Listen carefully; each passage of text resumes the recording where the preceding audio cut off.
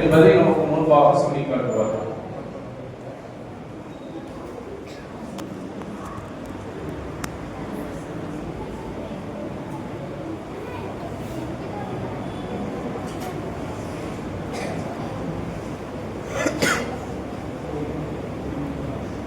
Assalamualaikum warahmatullahi wabarakatuh.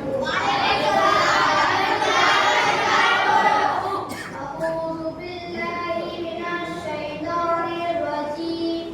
Bismillahirrahmanirrahim. பாடம் ஒன்று அல் அகாயிது கொள்கைகள். ஈமான் பற்றிய முக்கியமான விஷயங்கள். ஈமான் முஜ்மல். ஆமன்